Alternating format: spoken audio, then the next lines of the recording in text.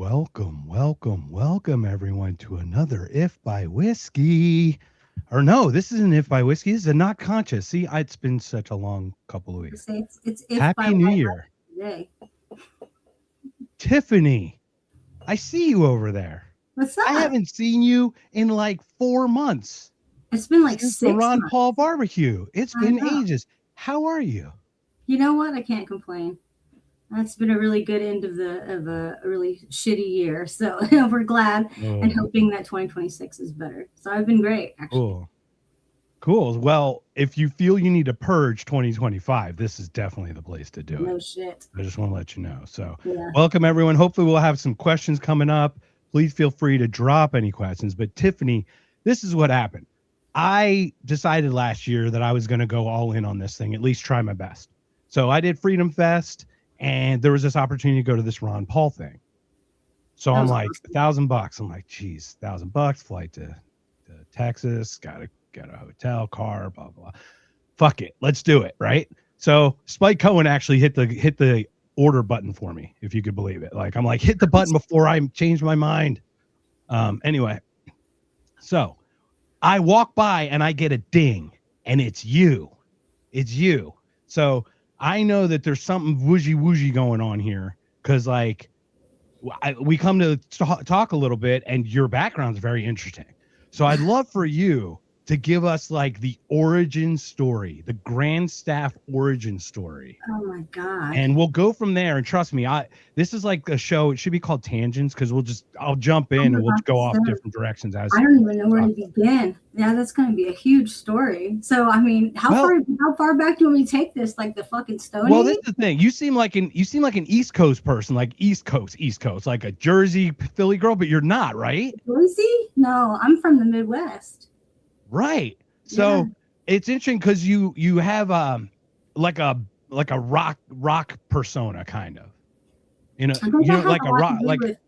I was raised by my dad, and my dad was this motorcycle. He was the president of a motorcycle club where we're from, and he was a drag racer, and he was a single dad. And I was raised by him, and so I got a little bit of that rough around the edges thing going on, But I think that might totally. be where it comes from. Yeah. That's awesome. So do you ride or did you No, ever but like participate in this stuff? I definitely do love to. And actually, it's funny that you ask. So in April, so here in Iowa, where I'm from, you can only get your motorcycle license twice a year. And you have to go through these classes and do all this stuff. And so in April, they're having it at this local college. And so I plan to sign up and get my license and ride around on a Harley. It has to be a Harley or my dad will disown me. So that's what we're going to do. Do you have a model in mind, like a fat boy or You whatever that know, I it's don't funny know. that you asked because I'm such a petite lady. I'm only 4'11" and I only weigh 100 pounds. So holding up a big bike might be a problem. So I'm thinking like a Sportster probably. It's probably Yeah. the size and that I need. So Yeah, something. maybe like a nine. What is it? The 916. I think they have one. I don't know. There's so many different models out there. So, Yeah. well, good luck. That's good, but stay safe out there because, like, I'll admit, like, I didn't mind riding like motocross and like dirty bikes and like ATVs off road,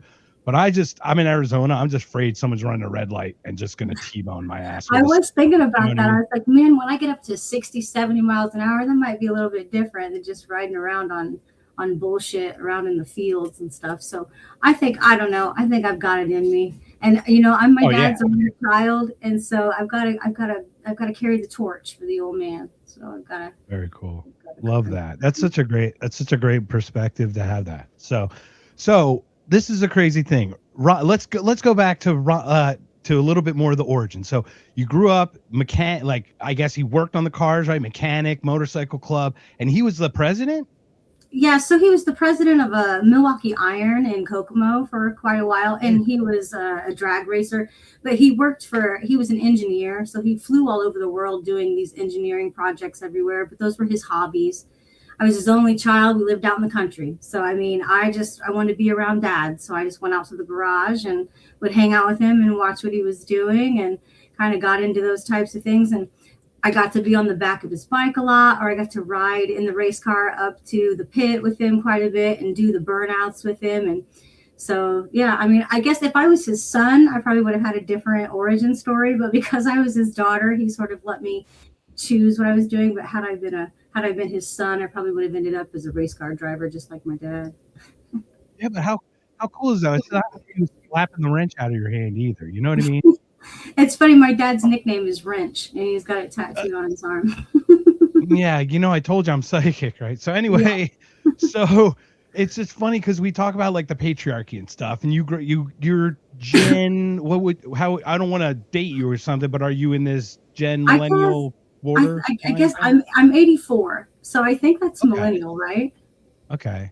Is that millennial? Yeah, that's my girlfriend. Same thing. Right on the 84 is millennial. I think 80 was the end of X. So I mean, but you're like early, but you still had the transition where you. Yeah, I still got to do the '90s thing. I was still a latchkey kid. I still have the drank out of the water hose bullshit. So I think I got the best of both worlds. I got to play outside before the internet and just like Atari, and then I got to see the advent of the internet come out. So very cool. And I hear a pooch. Totally cool. They're all my coworkers. I've got 3 of them. Wow, you have 3 we just got a new baby boy. He's 62 pounds plus. He's what is it? Golden, like a 43% golden, 10%, 14% like Argentinian dogo, and then like 10% cattle, 10% Australian cattle, and 10% the other cattle or something. So I love. He's a big boy, but he's been fun. We just got him a month and a half ago. So. I've got her. So you have 3 coworkers. What are your 3 coworkers' names? This is Lily Hammer McDoggenstein of the Boston McDoggensteins. She's the most distinguished of the 3. She's about 14 years old, and then we've got. She's been knighted as well by Elton John or something. Yeah, she was last year. I can't believe you missed it.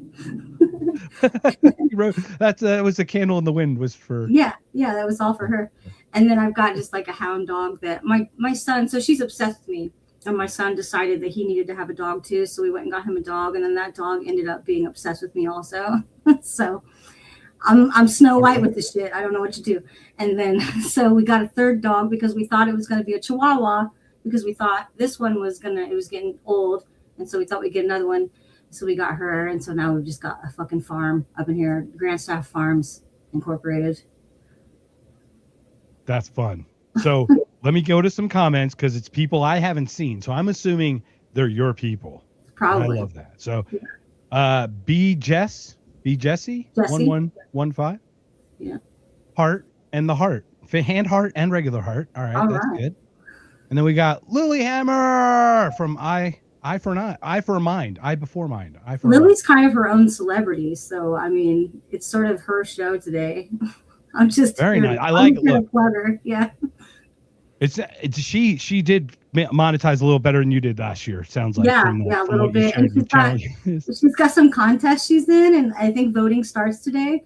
And so she can be America's Favorite Pet and be on the cover of America's Favorite Pet magazine. So we'll see. Shoot that out. We got to get that link. I remember you shared it on Facebook, but we'll share that again. Please do that. So we definitely want to hook that up. So for everyone who's joining once again, we're with Tiffany Grandstaff. Now, Tiffany, so how did you get in? So you're a free spirit living in the country and being a latchkey kid and all this stuff. Is that what led to your career in this like free journalism kind of thing? Or what was the next iteration after you kind of left the nest and started kind of making your own path? My dad was convinced that I was going to be a lawyer. So I'm good at public speaking and I'm good at arguing my case, and I will research you under the table to prove what I want to prove. And I usually don't speak unless I already have my research done. So he really thought that I was going to be a lawyer, and I pursued that.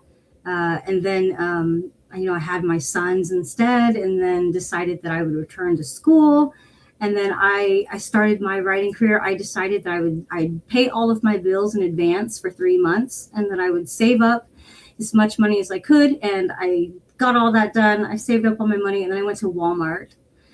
It was one night at 3:00 in the morning, if you can believe it. It was back when Walmart used to be open for like 24 hours a day, and the best time to go was like in the middle of the night. And so I went there and I bought my first computer and a little chair and some supplies. And then I sat down and I didn't get up until I got my first job writing. So that's what I did. I edited my first book, and they loved me so much. They passed me around to their friends. And the next thing I knew, I just had a whole portfolio of clients. And it's been about 15 years now that I've been doing it. I've worked with some of the coolest the coolest people and the coolest projects ever. And it led me to things like the Ron Paul birthday party where I met you, and I get to do things like this. And I just love every minute of it. So the origin story is pretty nuanced and complex. I think it's going to take an entire book to explain the origin story. Well, that's beautiful, because it sounds like you have the ability to write the book. So yeah, maybe you're set up for it. Yeah, I should try to put it all into a book. Awesome. Well, let me go back to some comments, because we've got some friends of yours. Hey, Tiff. Hey, I don't know who that is. Tell us who you are, please. Feel free to share. And then we got my baby girl, love you, from Glenda. So you've got a lot of fans here. You've actually like quadrupled the number of people who watch the show just now. It's pretty impressive. Maybe I should just get on more often and just do a podcast more often. There we go. I've heard the best podcast format is three people with two men and a woman. Yeah. And there's just something about the flow of that works really well in the play, and they work on that. So maybe it reminds me of that show, Bob and Tom. Did you ever listen to Bob and Tom when you were? I've heard of Bob and Tom. Oh, it's amazing. So it was a really big thing in Indiana. I think they originated in Indiana, so maybe that's why it was such a big deal in Indiana versus other places. But right. They have that same dynamic, and they're pretty fantastic. So listen to them, and you can thank me later. There we go, Bob and Tom. So we've got a lot of plugs already starting here. So it's pretty crazy. All right. So let's see. We've got a couple more things. Tiffany is an amazing writer. Her style is unmatched. Seldom have I read such relatable material. Definitely here for her. That's so awesome. That's great. Casey, I don't know if she meant Casey Kasem. No, yeah, actually, that is Casey. I'm kidding. I was just kidding. That is Casey, apparently. Oh, my God. That was such an old reference. I love it. I know. Welcome to Top 40. Well, remember, I'm look, Dick Clark's American Bandstand. You're the voice guy, so do a Casey Kasem for me. We got a long distance dedication from the one we love. I can do more of a Reagan. Tear down this wall. I can do Clinton. I can do a little. Trump is tough, but I can do a great Ben Shapiro, Mark Levin. They might come out later. Let me hear a Ben Shapiro. Holy crap! Let me hear a Ben Shapiro. What do you mean? What do you mean? What do you mean? I'm not. What? I can't talk like that. What do you want? What's wrong with you, Tiffany? Are you some kind of anti-Semite? All of a sudden, that's ridiculous. I can't believe that you would even think that Israel should not be able to do what it's doing. Oh, that's hilarious. And all you have to do, it's like Ben Shapiro plus 40 years is Mark Levin. He starts yelling like this, and it's the same thing, but it's just like that. So I think probably morph into that over the years, probably. I know, that's what it is. You're going to watch this transition from Shapiro to Levin. Ben Shapiro is so high strung. He gives me anxiety just watching him. Okay. So you, as a journalist, let's go back to like COVID time. 2020 happens. Okay.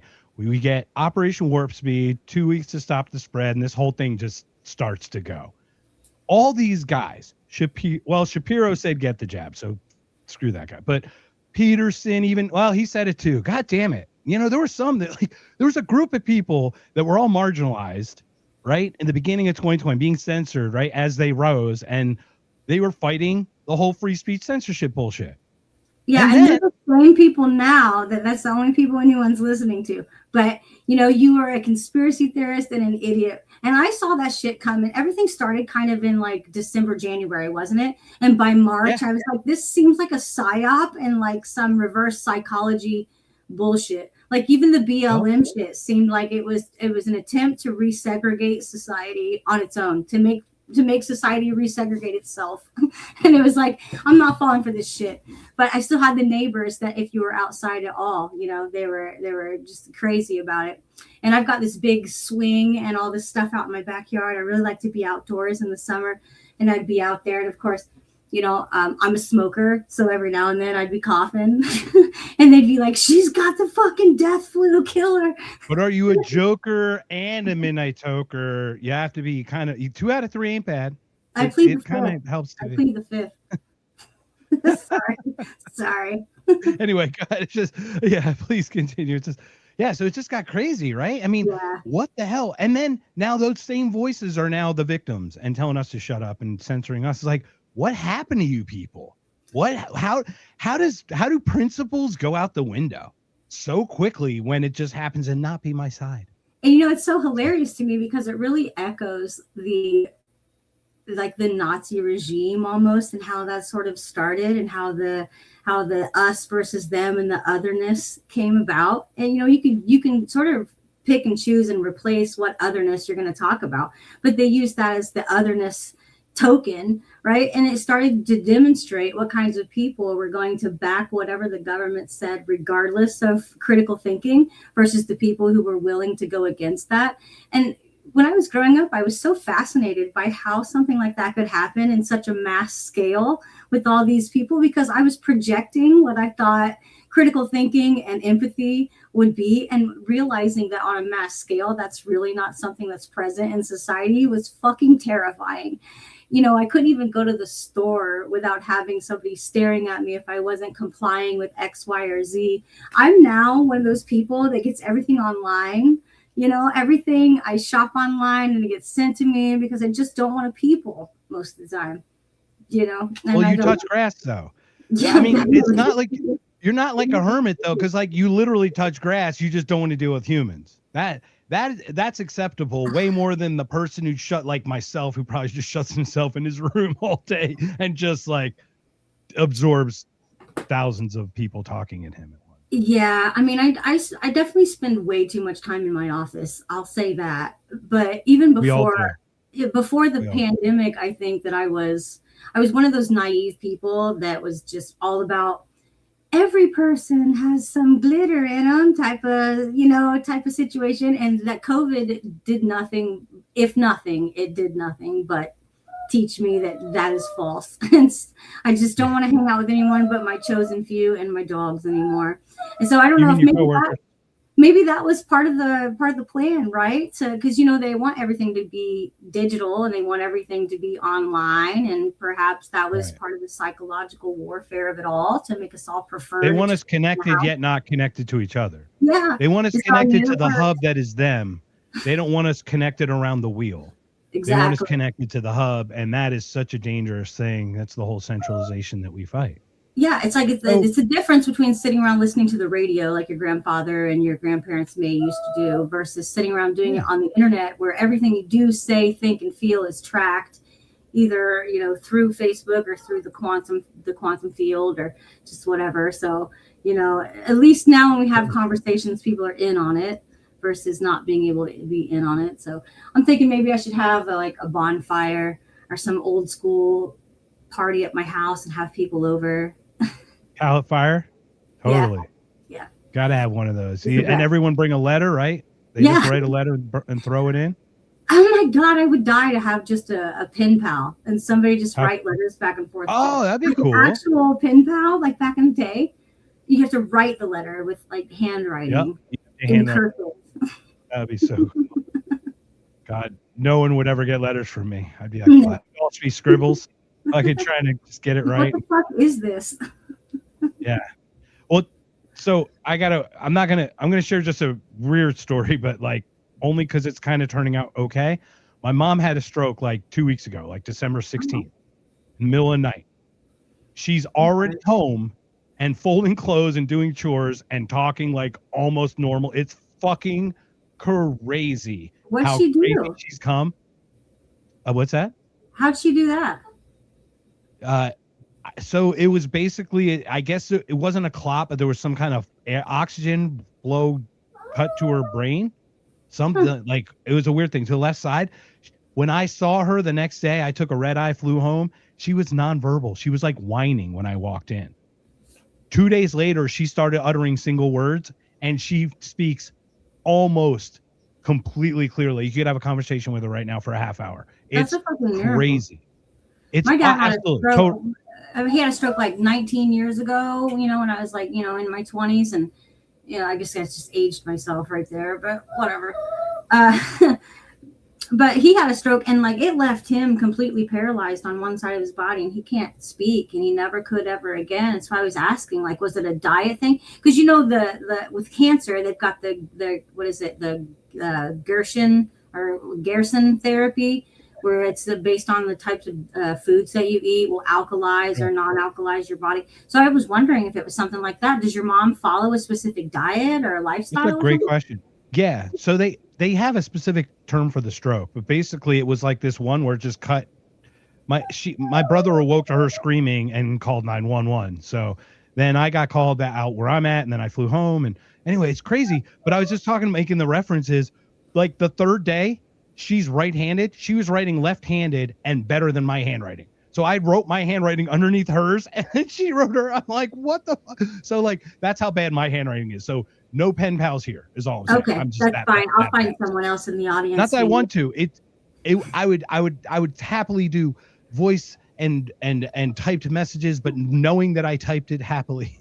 Just you want it to be read too. It's funny that you say that, because it felt like when my dad had his stroke, one side of his brain, my dad was a very analytical engineer, type A planner, that kind of guy. And he had his stroke, and it made him this emotional, just artistic kind of like teddy bear type of thing. Complete turned opposite. Off. Yeah. It turned on that openness, creative side, the compassionate side. And that was something also we were going to talk about. Is you were talking about that they weaponize our compassion against us. Oh yeah, absolutely. What about the children? What about your grandma? What about you're like, you actually murder children in the experiment. Oh, I'm sorry, YouTube. Allegedly. Sorry, I'm going to get another. Yeah, you're going to get us blocked. It's quickest, like, seriously. It's the easiest thing. Like if I had a group of people that I wanted to manipulate, one of the first things I would do is find something that they were emotionally attached to and then try to make them care about that. That's even number one in marketing. If I'm going to market something, I'm like, I'm marketing you this lighter. Why do you give a fuck about this lighter? Well, because emotionally this lighter is connected to what? Like your ability to go out and have a fucking break and take a cigarette break, or light a candle and smell the beautiful aromas in the candle. So now when I create copy and I create an ad for this, I'm going to tap into that. So yeah, you can use it for that kind of shit, but let's not be naive and think that we can't use that for more nefarious things also. You know? Right. I mean, that's Bernays. I mean, using the Bernaysian method, right? Yeah, we just the lighter alone is the freedom torch in the 1920s for women, right? Yeah, basically I'm glad doubled the number of smokers. Tiffany, look, you got bamboozled.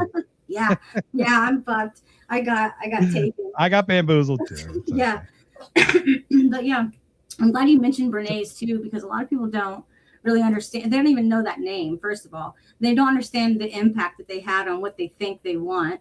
And what they think that is important, or the fact that he took it from being just like, here's this product, let us know if you want this, to here's this product, you're not the same unless you have this. Your life is incomplete, and so are you, you piece of shit, unless you have this. That depression you're feeling, that incompleteness, it's because you don't have this lighter and that yummy candle or whatever. And so we had to study that in school when we were doing marketing studies. We had to learn how to do things like Bernays. And I thought, man, like I could take this on a whole tangent and just become this CIA agent level mind manipulation thing. And don't ask me if I did or I didn't. That's none of your business.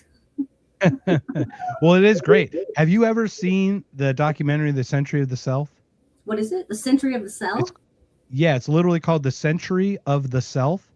It's a BBC documentary. It's a 4-hour documentary about Edward Bernays. Okay. I did a podcast. I did a 4-part breakdown with my buddy on it, and it's unbelievable how they go through. He's like his Carl Jung's nephew? No, Freud's nephew, right? And all this stuff and how they Bernays is Bernays is Freud's nephew.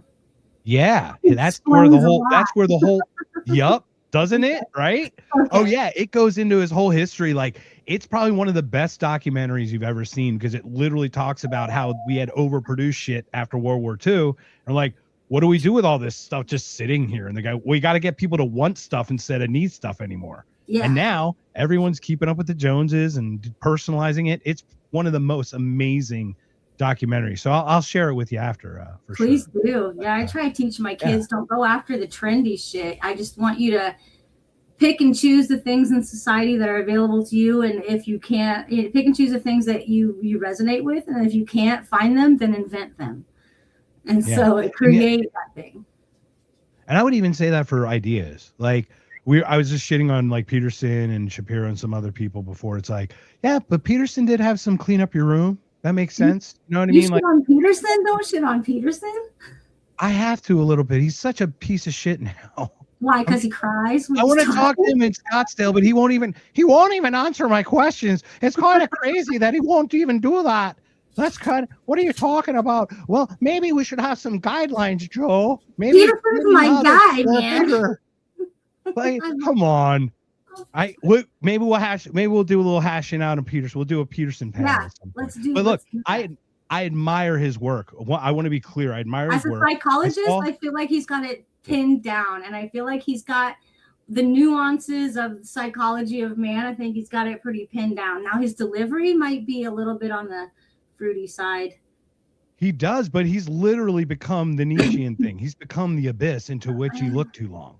You know what I mean? Like, that's kind of what we're learning about another group of people. No, we're learning that about a nation state. We're learning that about a nation state. Let me be clear. We're going to get canceled before we even get on. No, don't worry about it. I'll have you canceled well before then. Thank you. I appreciate it. So let me pull up. Here's a great one. This woman has such amazing mind for writing. Some of her early stuff. Tell us about the Autoblow blog. Is fun to read. Tell us about the Autoblow blog. This sounds like fun. I don't know, maybe about 5 years ago, I got hired by the Very Intelligent E-Commerce Inc., which are the makers of Autoblow and Autoblow AI, which stormed the fucking sex toy nation with the fact that they integrated AI. They were the first people to integrate AI into a pleasure product. And I got to become a writer for them. And what they wanted me to do was create this fake character that they wanted me, not a fake character, I should say that I was a ghostwriter, and I was a ghostwriter named Blake Parker, which was a man. And this man, Blake Parker, Autoblow AI would send me their products and their competitors' products in huge boxes that my neighbors would be like, "The fuck is that?" And it's like, it's a box of sex washing machine size fucking arrived on. Is that the pallets that going to start the fires? Is that what you're going to use to start your fire in the background? And I would have to take this shit out of the box, and I would have to like look at the instructions and make sure the instructions were well written and that the material was good. And then I would have to write up my summary on how this compared to that or whatever as Blake Parker. And I would write all these things. And so after a while, it sort of blew up, and all of these companies would then have to have the Blake Parker stamp on them, the Blake Parker stamp of approval. So it was a proud moment. You actually have a stamp. Please tell me you got one and have one on your desk or something, because if you don't, you must get somewhere. One. It's in my portfolio somewhere. But listen, It's not, when I was trying to go this way with my career, it wasn't like something I was going to stick in the resume. But it definitely was one of the funner products, because towards the end they wanted me to create videos, and so I would have to unbox these items and like stick my hand inside these fucking toys and be like, it's soft in there, it's texture or whatever. It doesn't have teeth. That's great. Yeah. So that wasn't Blake Parker. That was like some other person, but Blake Parker's articles were being read as the script for these things. And so then I went another direction with other clients, and I no longer worked with them anymore. But that was an interesting project I do. So you can still see it if you go to autoblow.com/blog. You can see all of Blake Parker's brilliant literary prowess. Do they own Blake Parker, or do you own Blake Parker? I believe they own it. And I had a 3-year. How cool would it be? Now with AI, with AI, you can literally make Blake Parker a character. Yeah, I know. I thought about starting a website and just doing things like this and just but don't get me started on the shit that goes through my mind. What? That's the whole point of being here. I'm interested about shit that goes through people's minds. Did you hear about that girl that was sold farts in jars and like made like $1,000 bazillion on farts and jars? Yes. Like, I can't lower myself to do shit like that, but I'm thinking that's entrepreneurship right there. Like, her mom and dad have to be so proud and be like, we should have not had you go to college. I'm sorry we pushed that so much. Seriously. do you have a video of her doing it and then closing it, like labeling it correctly, like certified? Is it COA'd? I need a COA. Is this It's like, certified? honestly, like, because the first thing the guy's going to do is want to open and smell that. But come on, but you're going to call stale over travel time. There's no way it settles, right? It's got to be. Smells like offshore farts is what this smells like, and I feel like I'm not trying to go deep on this, but it just sounds like it doesn't hold water. It doesn't hold air or gas. I'm not sure. Yeah, it doesn't hold air. I don't know, but I'm saying is there's a lot of entrepreneurs out there and a lot of different things to do, I suppose. Blake Parker, Autoblow. Yeah. Hi, I'm Blake Parker. You may know me from Autoblow. I'm glad after my NDA lifted after 3 years, I started telling people like, hey, go to Autoblow and check this out. And like, that's you. Yeah, that's so great. I'm actually checking that out. I need all the blog stuff mentioned. So you wrote for a bunch of cool publications. Yeah. I read some Medium articles. I read some other articles. What are some of the places for whom you wrote? What are some of your favorites? Like, share some of those articles or some of those stories if you could. I mean, I did some stuff I'm not proud of this, but I did some stuff for BlackRock back in the day.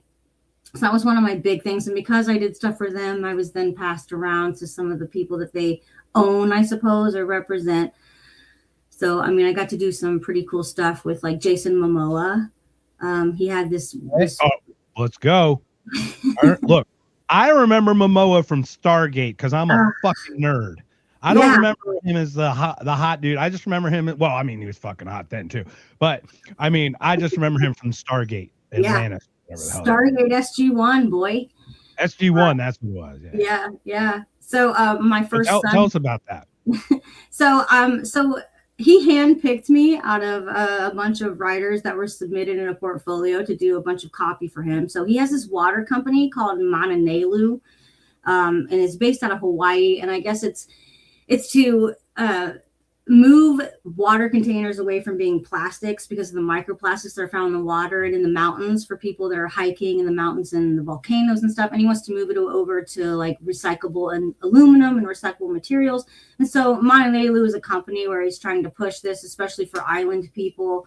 It's more of like a local company that he's built there. And so I helped him do the copy and building the brand and do all that stuff. And then they had this big campaign where they sent somebody to climb Mount Everest. And I covered the guy climbing Mount Everest, and I had to track his trip on this little app. And I'm thinking, how many people have climbed Mount Everest and died like at the top? Well, this would be shitty if I was tracking him on my app. And I'm like, he hasn't moved in like 6 days. So anyway, he got a little cool, like you're connected to the heartbeat thing, and it's like beep beep beep. It's just like flat lines. So it didn't turn out like that. He got up so far and then he turned around and came back. And so we did a little story about how he did that. And he was talking about the microplastics that he dug out of the side of the mountain. And so we did a little bit of that stuff, but I'm not that passionate. I mean, it's not that it's not important, but I'm just not that passionate about environmental stuff. I guess that's somebody else's gig, I guess. I'm not into it. It's not that it's not important. I don't know. I feel like there's a lot of hot air blown into that entire industry. I don't know what I don't know, and I don't have the time to research it, and I don't care. So I enjoyed working with him, and I enjoyed working with his team, but I just wasn't passionate about that. And so after that, I started working with a place called the Happily Co. It's hard to be passionate about someone else's passion. That's his thing. He's a surfer. So, I mean, he's into the whole water stuff. I mean, I don't know. I'm from fucking Iowa and Indiana. Like, I don't know. I mean, good for you with your surfing. I know I sound like a piece of shit saying that. It's not that I don't care. It's just that I'm just not passionate about it. I couldn't see doing that for the rest of my life. Are you sure you're not from like Jersey or like New York or something or somewhere? Because you got the attitude. No, it just sounds like you just had a really cool badass dad. That's what it sounds like. And I did. He was amazing. That's what I'm saying. It's totally awesome. Yeah. So I got to bring up my friend. Oh, sorry. Yeah. Let me bring up my friend Zach here. This is Zach in Ohio. Sorry for Ohio State, Zach. Sorry about that. How does an introverted entrepreneurial mind like myself get noticed in marketing? out my ideas and finally build my entrepreneurial career. From someone expert in marketing. I know it's probably a deep question for this, but let's hit it. Let's talk it out. Is that for me or is that you? Yeah, it's for you. So Zach is, he's got this amazing show, The Legacy Right. First of all, he's a good friend of ours. He's part of the Extra League of Ordinary Gentlemen that we have, our panel show. And he is an introvert in the general social sense, but when he talks, he's passionate about his thing. So he can deliver the message well, but he is introverted outside of that. So I guess he's wondering how to build a brand or something. I've got that same problem. So I'm an extroverted introvert. So that means that I prefer to kind of be on my own and be in my own little space doing my own thing, and that I recharge my social battery, just my energies by being in solitude. But that every now and then I like to kind of be around others and bounce my energies off of other people. An extrovert, on the other hand, is someone who recharges by going out and then feels depleted after they stay at home for too long. So as somebody who's worked remotely for almost 15 years, you definitely have to be an introvert to do that. But if you don't balance that out with talking to others and doing things like this, then it can kind of get dangerous. So I understand exactly how that is. Now, I guess it's hard to answer that question unless I know where he's at and what he's already done. And so, getting noticed for ideas, depending on what the idea is, that'll determine what avenue you want to use to try to get that idea out. Because certain ideas, they're if it's business and entrepreneurial or this, you're going to go here, like LinkedIn and things like that. Or if you're going to be creative and you're creating your own lotions and whatever the fuck, you're going to go to like Instagram and Pinterest, or depending on what you're trying to get out, what your idea is going to determine where you're going to go with it to begin with. And then that's going to determine how you want to talk to people, who you want to talk to. Totally. So Zach also does like a crypto show and everything. Zach, drop all your stuff in the comments, man. It's awesome. So we'll have you, Tiffany, we'll get you on the Extra League of Ordinary Friends. We got a panel show with a couple of very libertarian or liberty and anarcho minded people. We'll grow your circles as well. So awesome. let me, if I may, let's go to the barbecue. So how did you, I'd love to hear the story of how you got the invite or how you got to attend this amazing experience. And I'd love to hear some of your thoughts, like who stood out and what really, the things that stood out to you from that experience. Yeah. So, I've been a writer for a really long time. And I don't know if there's a lot of writers or a lot of people that are writers, but in my circle, I guess there's just not a lot. So, I've done a lot of little projects for people, ghostwriting here, doing copy there, creating some plan for them here. So my name's already sort of out, sprinkled on like some salt, on a baked potato type of situation. So when it was time for his barbecue to come up, my name was sort of floating around, and it was, well, we need a writer there that's a journalist who can take some pictures, meet some people, and put a story together. So I was invited to go, and my ticket was paid for me, even my plane ticket. And so I was sent there. So I went there and I did, I met as many people as I possibly could, but you were there. There were hundreds of people there. It was impossible to meet everybody, but I got to meet a lot of really great people. And then I came home and I wrote a story about it on Medium. And then passed it out. And I guess Ron Paul took the story and printed it, and he's got it in a frame in his office now. So I was really happy about that. That's so cool. Well, congratulations on that.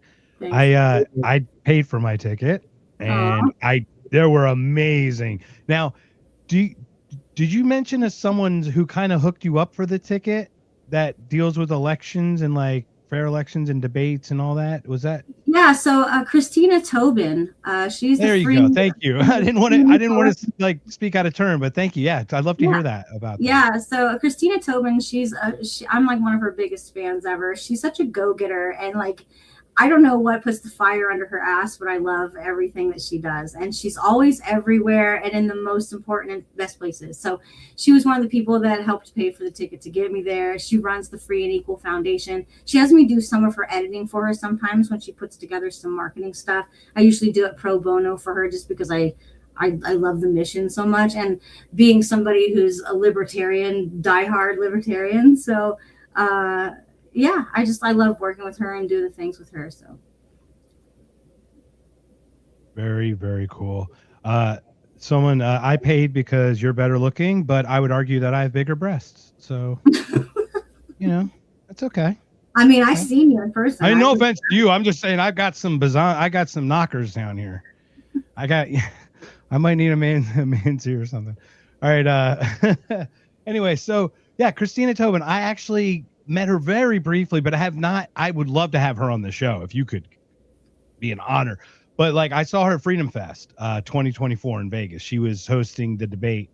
And I don't think she made it in 25, but I would have had the honor to see her. But she was so brilliant with Thomas Massey on stage and doing the debate. Yeah, it was amazing. And I know she's putting together something, and I'd have to kind of dig through my emails. I helped her put together some marketing materials for an upcoming event that they have for the Free and Equal Foundation. And I mean, they're having people from Wu-Tang there.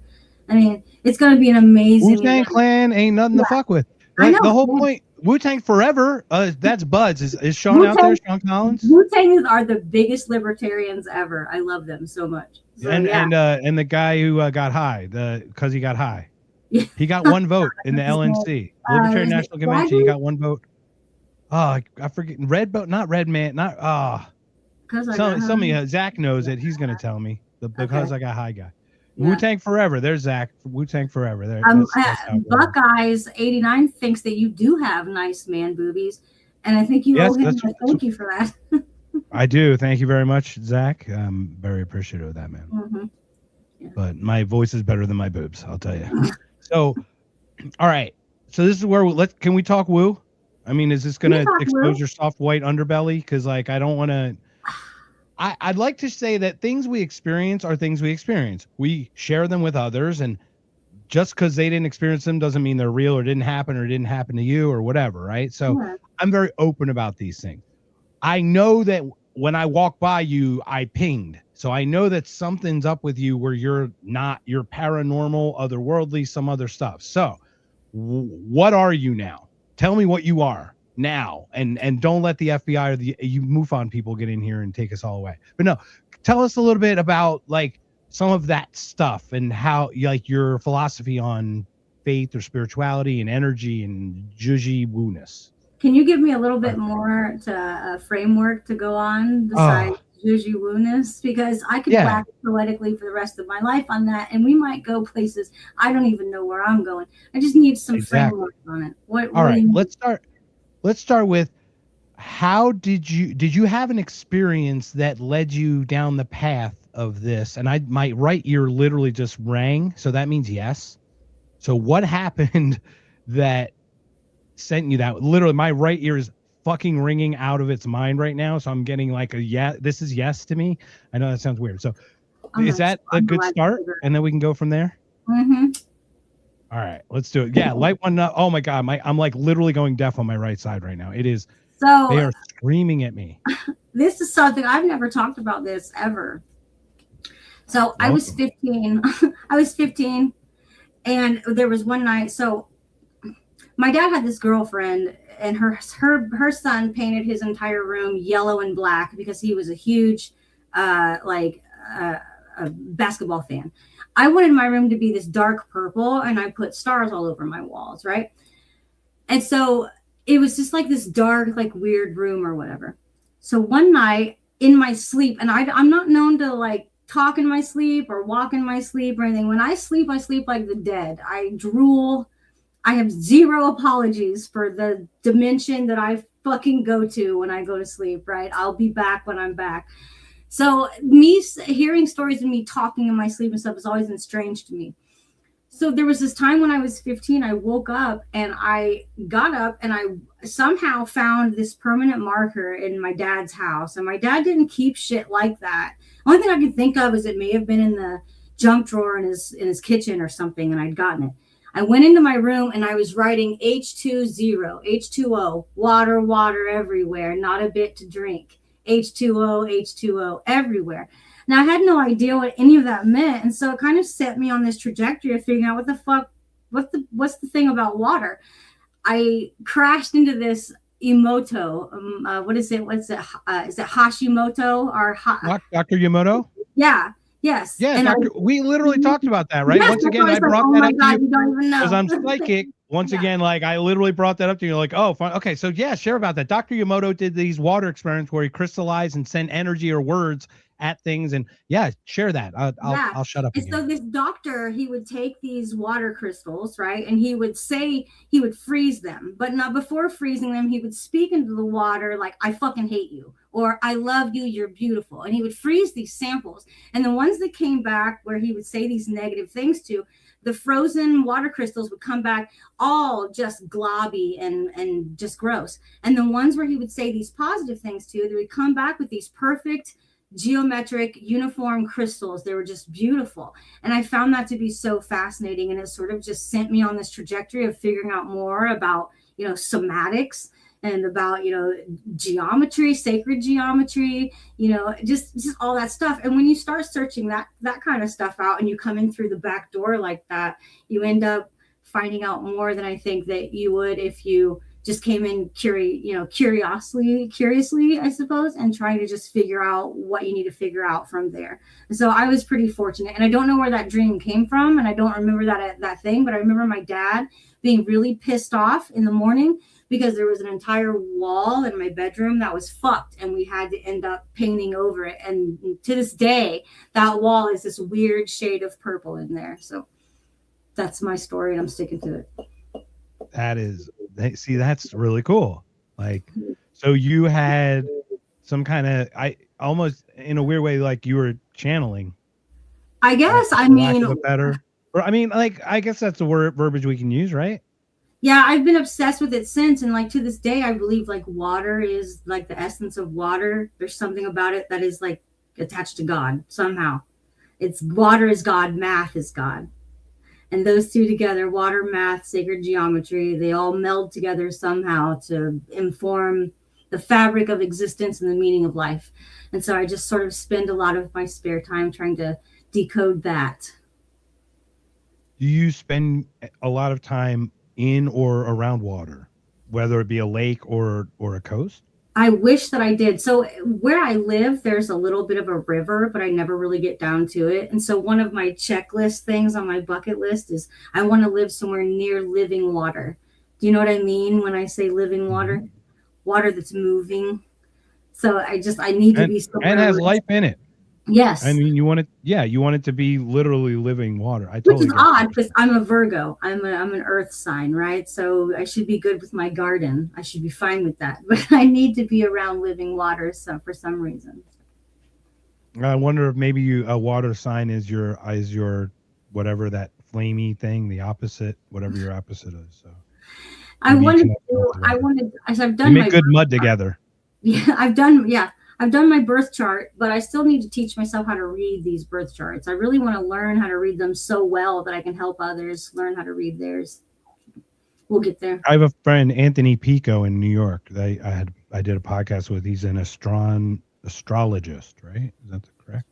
Yeah. Astronomy is like the science of the stars, and astrology is the zodiacs. All right. So you had this first experience. Now, once those floodgates open, literally and figuratively, or not to make a pun out of it, right? Have you had people talk to you? Do you see things? Do you experience? What kind of experiences do you have? Are they precognitive? Are they psychic? Are they telekinetic? Are they, can you move things? Like what kind of things have you experienced with? A lot of the things I experience are precognitive. So it's almost like I can see the pattern play out in almost like this, I don't know. And I used to think it was because my dad was an engineer. So it's just something I inherited from him to be able to engineer parts from A equals B equals C equals Z. And I can see out what it is. But there are a lot of just situations. And when I doubt myself, that's when my life gets all jacked up. And when I doubt that part about me, and I've got 1,000 examples of when I've doubted that part of me and it just didn't turn out well. So I would say a lot of it is that. I have a lot of really, really vivid dreams that sort of tell me how to expect things. But it's weird because my dreams aren't the situation themselves. It's like this completely different scenario different set of emotions, different everything. But then when I'm in the scenario in real life, that's the dream that it connects to. And suddenly I have all the tools and information I need for the situation. And I don't know how else to explain it. So it's like that, and since that day with the H2O situation, there have been a few situations in my life that have caused me some pause that I've written about, but I've hesitated writing about them in any kind of public forum because so much scrutiny comes with things like that, right?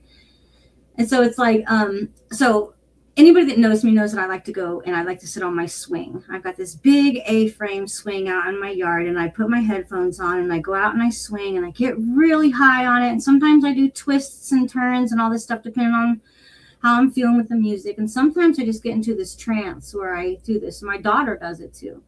When I was little, I had a swing set in my backyard when I was a kid, and I would do the same thing out there for hours. And there were times when I would be swinging for just hours and being in a trance. And we had this big fence around my yard, and it had these green and white vinyl like siding slats going through all the fences. So it was like a privacy fence. And it was at least 8 feet tall. I mean, it was all the way around. So I'm swinging and I'm just dazing off.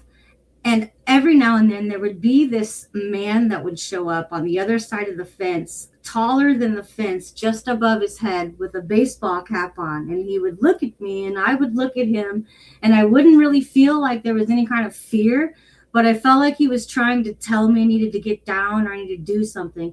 And I would get down and I would go inside or whatever. And then some shit would happen inside, or it would start to rain, or it would do this weird stuff. And my dad used to say I was some kind of an omen. So every time I was in a really bad mood, it would start to storm. And he would be like, I can't take my Harley out if you're in a bad mood because you know what's going to happen. And it was just the inside joke with us. And I know it sounds really strange. That's not regular shit, right? And you don't know if that's something that means anything, but it's just memories that you have. So, yeah. Yeah. I have directly experienced not normal shit. I'm very familiar with how that works. He would just say I was an omen. So if I was in a terrible mood, he wouldn't take his Harley out. And if I was in a good mood, then he would. It's like Looper. Did you ever watch Looper? What's that?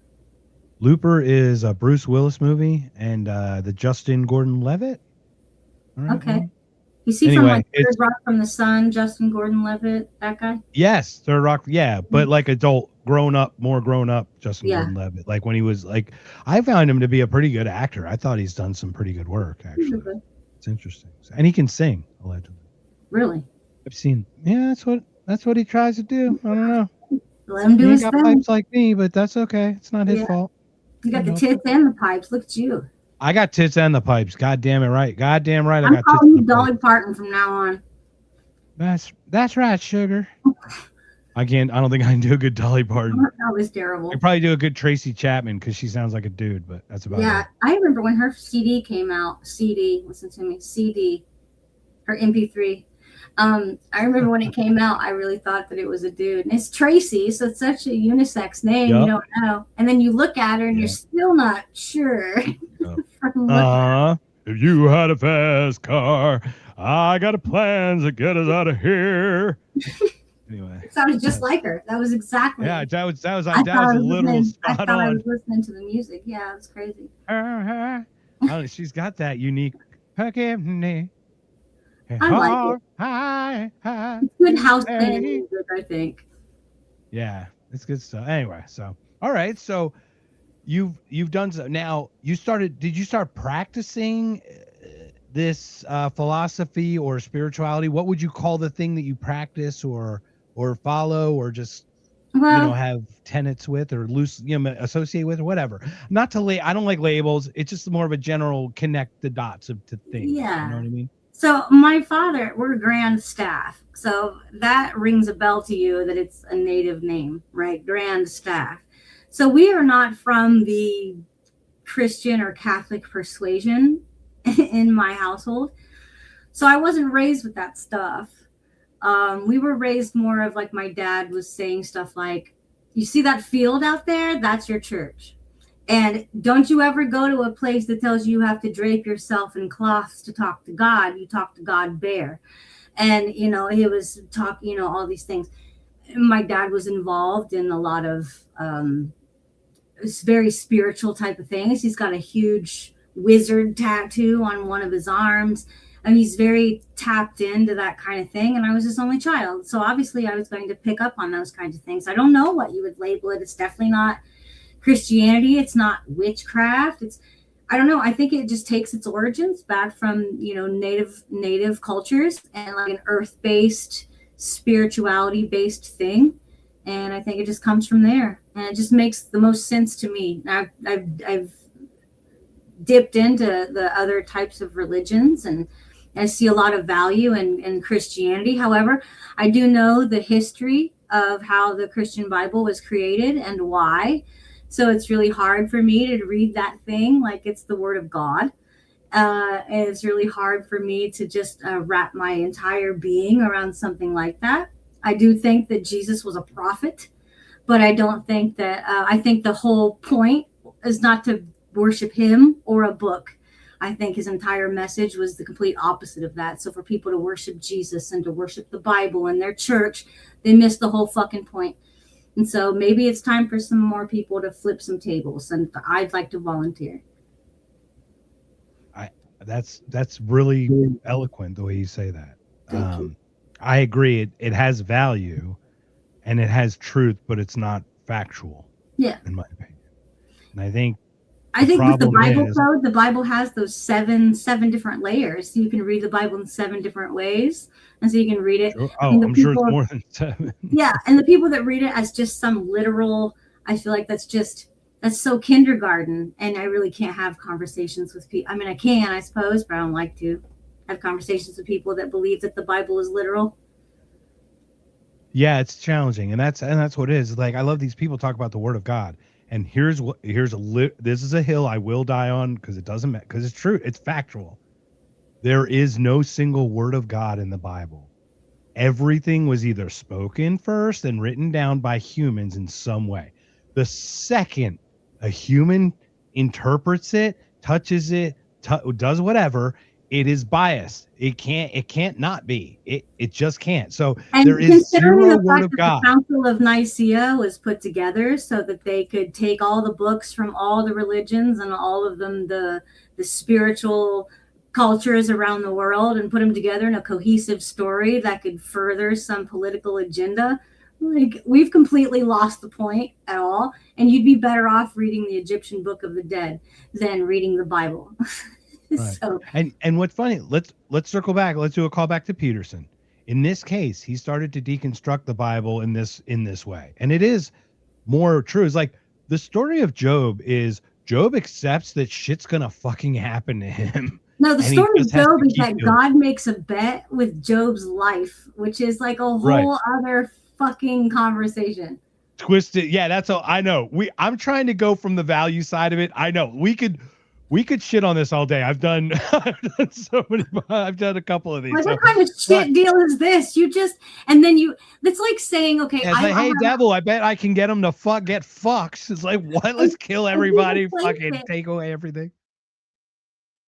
Oh, you went mute on us. Hold on, you went mute on us. Oh, I don't hear you anymore. Did you click something maybe?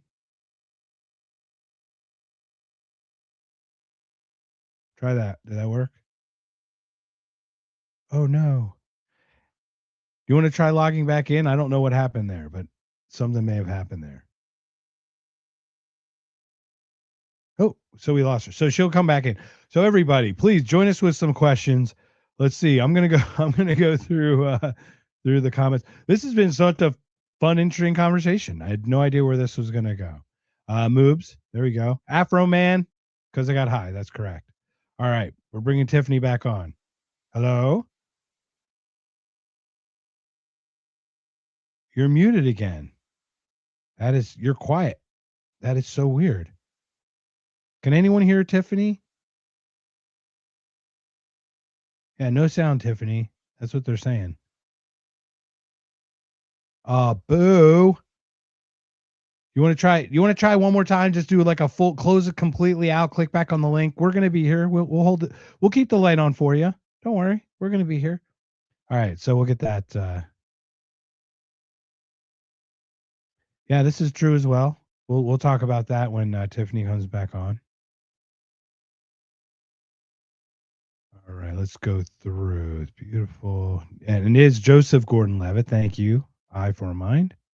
Also, man did write it. And clairvoyant. Told your mom just recently. She So that's interesting. So I'd love to hear more about that. Did you have clairvoyant experiences, I for a mind? We'd love to hear those if you do have those. And we do expect Tiffany to come back on here. So while Tiffany's away, I might as well share what happened. My mom, late on December, I think 16th, had a stroke. So my brother calls me and tells me the next night I book a red eye to get out as soon as I can. And here she comes back again. Let's see what we got here. Are you there? Oh, what is happening? What did we do to you? I'm so sorry that something's not working with the microphone. Check your settings. Hi, Terry. How you doing? So if you go and click the little duck in the top left corner and go back and like redo the setting things with the audio and video and just try to re-click it and see if tap him again. We'll get it. I'm not worried. We're having a good time here. Welcome, Terry. Terry Batts. Are you smarter than a politician? Are you smarter than a politician? The answer is yes. That's what the answer is all the time. So. Oh, there we go. Egyptian Book of the Dead that Tiffany had mentioned. So anyway, so my mom gets a stroke on the 16th. I'm out there. I walk into the hospital room and she's whining, literally whining, completely nonverbal. And obviously I'm like, I have no idea what's going on. And I give her a big hug and the right side of her body's not responding as well. Her right hand is hurting. All right, let's see what we got here with Tiffany. It's not work. Try one more time. No.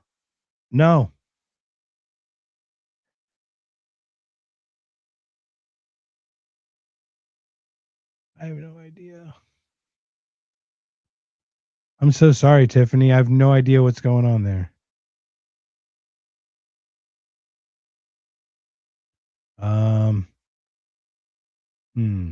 When you talk in the audio piece, does it show like the green thing?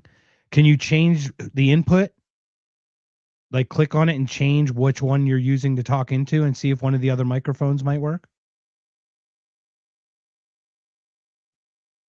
Under audio settings in StreamYard.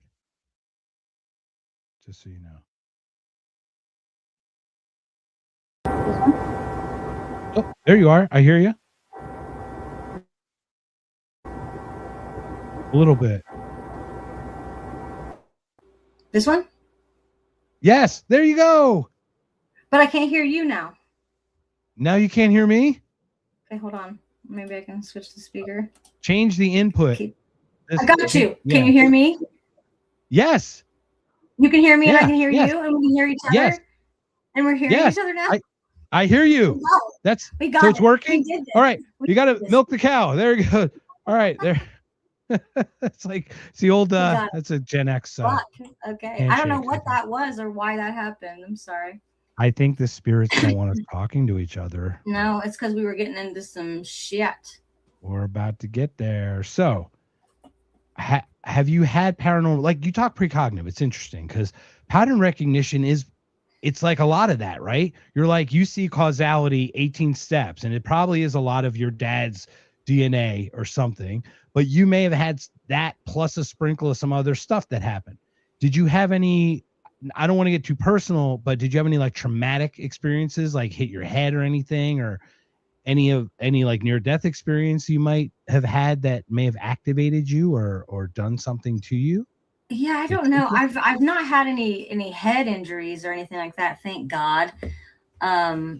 Although some of the people I've dated, you might think that, but it's not true. And wait, because your decision making, that doesn't necessarily mean you have a head injury. It does suggest traumatic brain injury, but that I don't know. But near death experiences, several. I don't know how I'm still alive today. There's Really? like so many. Yeah. So I've got this huge scar here on the back of my arm and here on this part of my arm. I fell through a plate glass window and it about tore my arm off and I was bleeding to death. And so I couldn't get to the hospital. My kids were watching while it was happening. So I went to the kitchen cabinet and I took out a rag and I tore it with my teeth and I made myself a tourniquet on both sides of my arm. And then I grabbed the little oh shit handle in my car and I drove myself to the hospital and I passed out from blood loss on the way to the hospital. And a car driving by found me, tapped on the window and woke me up. I told her I was fine. And I tried to drive myself the rest of the hospital and they were having a bunch of road construction. So I kept, my GPS was telling me to go one way, but it didn't know. And so I couldn't find my way to the hospital and I was doing circles and all this stuff. And I made it, somehow I made it in. All I remember was walking into the ER and saying, help me, and then falling, like collapsing on the ground. And then I remember waking up and seeing the doctors there, like asking me, like, you know, what happened? Am I okay? What's my name? What day is it? All this other stuff. And then they said my heart rate was like off the charts. So they were trying to give me something to calm myself down. So they gave me something to calm myself down. And then it was like, that was it. And I remember them stitching up my arm and like me just feeling these tugs on myself. And like, it was so deep. Like the scars on my arms are so fucking deep that I can't even use my left hand the way that I used to be able to use my left hand. I can still type and do stuff, but I don't have any grip. Like I don't have any strength on it. And so don't worry, you broads don't have a grip strength anyway. Yeah. I just want to be misogynistic for a second. Okay, great. I don't know if you ever heard that. Have you heard like the strongest grip strength for a woman is half the weakest grip strength that a man has? No, I wouldn't doubt it. I've had a man's grip around my throat. It was I could tell that was a lot more than I could do. That sounds like another near-death experience. That definitely was. Yeah, it was just a few years ago. Whoa. All right. We'll have to get into this one. So the plate glasses. So how is the recovery? About like 80%, 90%? What would you say? I don't know. I'd say probably 50. So the swing that I was mentioning about in my backyard, I couldn't grip the chain and I couldn't hold myself up on it. So for the last 2 years, I've forced myself to go outside on this swing and I'll get going so high that it'll be dangerous for me to fall. And then I'll force myself to hold on only with my weak arm to tell myself, if you fall, you're hurt. And I'll make myself do it until the point where now I've got a little bit more strength in my arm and I can kind of do both of them now. And so I just keep doing that. Of course, in the winter, you can't, it's in Iowa, you can't go outside in the winter and swing, but it's just one of the exercises that I do so I can still use my arm. Yeah. How many days can you do? Like, what do you get? 14, 15 days that you can go out and swing? Yeah. 12 and a half, close enough. Yeah. Yeah, I mean, we turn it. It's like a convection oven where I'm at, so it's like we just turn it into dust. So yeah, no, it's like either 1,000 degrees below zero or like 95. Is there humidity too? Yeah, in the summer it gets. I would assume lakes or some kind of moisture somewhere. I don't know if there's where it comes from, but it does get pretty moist. The night was moist. The night was sultry. It was so moist, I couldn't take it. Yeah. Throw Mama from the Train. One of my oh my god. All right. I just saw your private message. I'm not going to share that with anyone because we're being civil right now. But you were Phil Fallon at the everybody watching. It says this is bullshit on planet. Fuck this. I'm not being civil. Yeah, there it is. And it was where the government was trying to shut us down. Yeah, we're getting to the truth. Yeah. So, out of body experiences with any near-death experiences? Have you seen yourself hovering? Have you left yourself? That is a cool question. I've never been asked that, and that is fun to answer. So, a little bit of a vulnerable thing. Well, So you're free to answer or not. That's the beauty of speech is you're also allowed to not say something. You know I what I mean? ended Like, up, it's kind of cool I'm like just that. going to skip through a bunch and then say I ended up in the intensive care unit when I was 22 years old. And as I was in the intensive care unit, I was having these weird fucking hallucinations that my baby sister was there. There were people there and people there that like were deceased, and they were looking at, I was laying in the bed and they were looking at me over the bed, telling me like these, like what I needed to do and like what I shouldn't have done, and like reprimanding me about things, and like giving me words of encouragement. And it was so fucking real. And when I got done, I swore to God, my baby sister was there at the hospital. I was like, bring her, come here, bring her here. And she wasn't there at all. I haven't seen her in years. I hadn't seen her in years since then. And I swear to God, to this fucking day, no one could tell me that she wasn't there with me. And, you know, I had my mom or my dad's mother and father died before I was born. And so, you know, I was seeing my grandmother, you know, I was just always like just dying to meet her. Right. And it's like, she was there. She was telling me like, basically like, this isn't for you. I don't know what you think you're doing, but like, get up now. Like, this isn't for you. And it was just this really weird experience. And I've never had anybody ask me that question before or even been able to talk about that. So I don't know. I think it has a lot to do with the fact that I was almost dead. And so I have a tendency to do that. Yeah. I have a tendency to ask those questions. And I don't, it's not out of offense. It's out of pure curiosity. Because I knew what I was getting into on this podcast. I knew you were going to ask me about indies and all this other weird shit. So I'm good with that. But yeah. Yeah. So do you practice any rituals or anything? For example, like obviously the religions the organized religions have Christmas and Easter and these structured things that we know are taken from pagan things in the first place. Do you celebrate or have any rituals that you do with like Mother Earth, or just the way you and your dad perceived this thing? So there are things that I do with just my children that like nobody really even knows, except for if you're kind of part of the family, because outwardly it's important for it to sort of assimilate into a situation. Historically, we know that outliers usually aren't treated very well. And so I allow my kids to be outliers within the safe confines of our home and our little homestead. And outside of that, they need to know how to kind of at least play the game.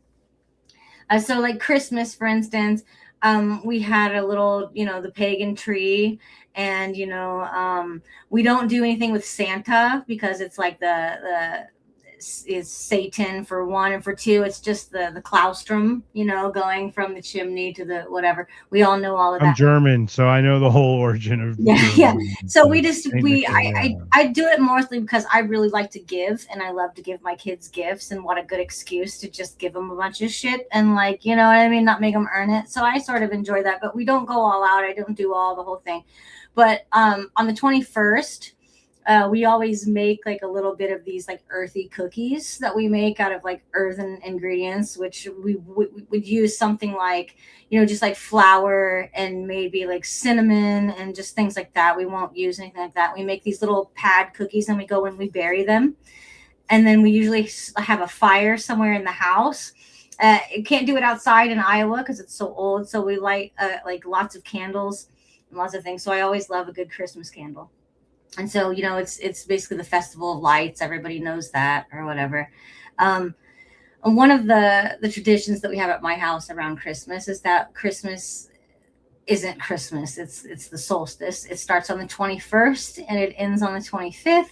And that those 4 days, anything goes. So that means I could decide that I want to open everything on the 25th, or I could decide I want to do a fucking scavenger hunt from the 21st to the 25th, or just whatever we want to do. It's a celebration and a festival of those lights. So we sort of just don't do anything. So that's how we interpret Christmas. We don't do any Easters. We don't do anything like that. We'll do like a spring equinox, I guess, which is where I clean the whole fucking house and let the kids, get some treats or whatever. And then we burn some stuff in the backyard. So do you do any like sage cleanings as well throughout we do that once a month anyway. So we don't just wait we just do a sage cleaning every Sunday. I do a house reset. And we reset the whole house. There's like a there's a Sabbath ritual to that. Yep. So every Sunday I Yep. do a house reset, and then I burn my sage. I burn incense almost nonstop in my house anyway. And so yeah, Are you a sandalwood patchouli kind of gal, or are you like the rose or the lavender? What's like the scent that you go? I'm a dragon's blood type of girl, and I like jasmine. Jasmine's my favorite. I have to check I'll have to check out dragon's blood. I wonder what that smells like. Dragon's blood's good. It's good for like clearing some negative energies or blocking that kind of thing from coming in. I don't allow a lot of people in my house. I can't block anything from coming in. I don't allow a lot of people in my house or in my area at all. So those who already come in have already been sort of. Anyone who asks, aren't you going to invite me in? That's a Lost Boys fucking trick. Run and do not invite that motherfucker. I recently encountered this with a crackhead ass neighbor that lived across the street. I think they're evicted now, but oh my God. I'm like, addicted now or evicted now? I'm like, wait, which one? Like, sounds like he was already addicted. Probably. I think he was addicted is why he's evicted. Yeah. So tell us that story. So what happened? He came over and was like, so this guy moves in across the street, and like he just comes over one day, introduces himself unprovoked, and then starts making it his job and like life in general to watch my house and let me know if there were cars coming and going at my house or if there were people coming and going, and then intermittently coming over to my house asking me for cigarettes and if I had like little things he could use. Can he use my computer? Can he do this to this? And as he's telling me, asking me for these things, he's dropping these little nuggets of like knowledge, like I'm facing 20 years for domestic violence. Like just all this shit that makes you be like, you can go home now. And like he was just awful. And it was just across the street, neck tattoos, shaved head, like just the quintessential. If I had to create an avatar, because we were going to make a script and you asked me like to create the most white, trashy bullshit ever, I would have written him. And this guy moved in across the street from me, so it was wonderful. So I think he's gone now, thank God. Well, I'm sorry that he's gone, because you could have had a material, you could have had a book. No doubt, that's true. I need to start seeing You're things like a superhero, crackhead, crackman. Crackman's always thinking. Very cool. So I must know, do you talk with any like psychic mediums? Do you meditate? I definitely meditate. Okay. How do you mind sharing a little bit about your meditation? How did you come across, when did you start doing it? You probably were an early adopter before people did it or even knew what it was. It was so I'd love to hear a little bit about that, because you seem to have done this for a very long time, and it's like interesting to hear people like OG people who've done that. Yeah, I mean, when you think about the fact that your brain is this huge engine and it serves you all day long like this high-powered 383 small block, right? And it's fucking stuck in your head, right? And it's just going all day long. Every good car has to pull into the pit. You have to go to the gas station. You have to change the oil, no matter what. It doesn't matter how powerful you think you are. So the people that don't meditate are the ones that are running their shit on hot, and they're going to bust the head gasket. So you need to chill and you need to do your meditations. So I don't do it in the morning because it takes my Mack truck quite a while to get going. And once I get going, I'm just like going. But at night, in order for me to get myself to get back where I need to go, I do my meditation. My swing, I guess, is one version of that. But what you see these people doing where they're doing this bullshit and they're like sitting, I get it, because there's the hand positions, right? And you have the electrical components that go from one side of your body to the next, and you do the hand positions for that. If you're going to meditate for that reason, go for it. But if you're meditating just for the simple fact that you're trying to steady yourself and come back to an equilibrium before you start a new day or a new cycle, none of that shit is necessary. You just need to get into a position that's comfortable enough that you're not trying to itch or adjust, but not so comfortable that you're going to fucking fall asleep, because that's my biggest problem is if I get too comfortable, I want to fall asleep. And they say if you just get to a point where, I mean, you go until your brain is to the point where you're really not saying a bunch of thoughts in your head. You're just seeing pictures, kind of, or you're just feeling feelings. And then you just follow that like it's a movie, and you do it until you forget that you're doing it. And when you realize that you forgot, that's when you can go ahead and pull out. And then that's when I go ahead and I'm done with my meditation. So that's how I do it.